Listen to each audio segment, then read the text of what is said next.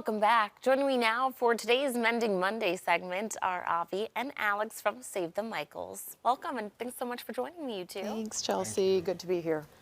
You know, Avi and Alex, too, we've talked about a major part of helping the addiction community is education, right? So let's talk about how Save the Michaels tries to spread awareness through education about addiction. Well, 13 years ago, there was not as many resources that we have today. One of the things that I always tell families is get educated about what addiction is. It's a chronic disease. And the more you know, the more you'll be able to help your loved one. The last thing you want to do is spend a holiday like the way I spend it, which is really staring at an empty chair. And you can avoid all of that by going to the right places, or such as Save the Michaels or one of the treatment facilities or what have you. Get educated, get to know what you can do for your loved one, for your kid, for your husband, for your wife. Friday morning, my phone started ringing at 7:30 in the morning. It didn't stop until about 9 o'clock at night. There's so many people who are looking for help. And this is the time of year where people want to go get help, and you got to seize the moment. And call Save the Michaels. There's so much that we have to offer you, you know, to educate you and to help you navigate a really complicated system. And Alex does a fantastic job with a lot of the families. That's right. And Alex, I'm glad we're mentioning it because people aren't aware of all the resources that you guys have for the family. Even if there's only one person that's struggling, but it tends to have an effect on the rest of the family, especially if they want to be involved in helping. So do you want to talk about the support you have to offer? Sure. It's one of my favorite lanes of service that we offer. Many times people assume that Save the Michaels is there for the person who's struggling with substances, but we really tend to the family's needs as well. You know, people oftentimes think that there's nothing that they can do. And honestly, it is the person's choice whether they get help or not, but we introduce them to the idea of alternative ways to communicate, how to create loving boundaries that feel in alignment with their spirit. Each family is a unique kind of individual thing, and we get to help them by finding out what are the dynamics of this relationship, what are the dynamics of this family. You can't change your person, but you can change yourself. So what can you do differently that might be a better support to that person? You know, and it varies between family to family what we can offer. And for the family members themselves, right? Watching a loved one struggle with addiction, you can feel so helpless too, because at the end of the day, right, that person has to make the decision and put the work in and, you know, with the resources provided to them. But it can be a lot on the family, especially around that time when, you know, people are struggling and going back and forth and having relapses.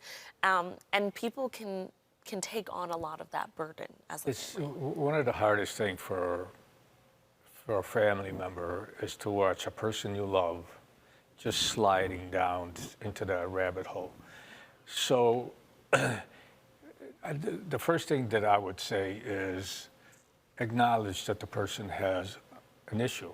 You know, get to know that addiction or mental health is, you know, they're chronic diseases, you know, but you can do something about it. Okay, you may not get the help, for instance, when it comes to mental health right away, but you can get some help right now to get you going. And one of the things that we tell families all the time is don't push.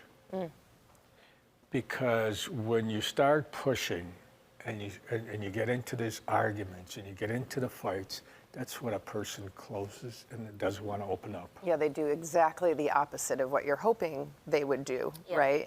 And we just really encourage families to turn the volume down, turn the spotlight off. Nobody likes to be told what to do. right? Even people who don't struggle with addiction. Right. Yeah.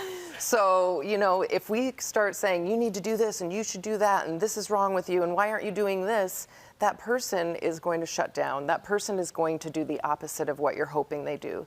But when you're in control of yourself and you can shift what you're doing, your approach, your language, the way you understand addiction, your empathy, your compassion, we find that when family members shift what they're doing, the person who's struggling follows shortly thereafter. And it's really this kind of magic phenomenon that families have control of themselves, not their person. So when they shift themselves, their person shifts inevitably as well. Yeah.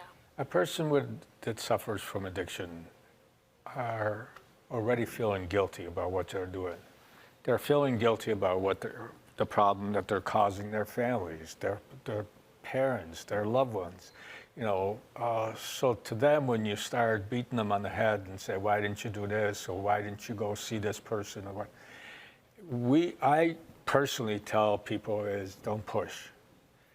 The first thing you got to say is, I know you have an issue, I know you have a problem, how can I help you?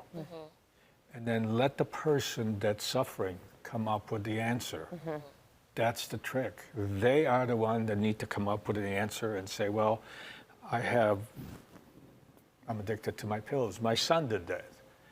He says, Dad, I'm addicted. I need some help. When it comes from them, it's going to stick, right? Yeah. They're going to seek out the help that they need, and they're their own expert. And so we teach families how to accept that and move forward with it.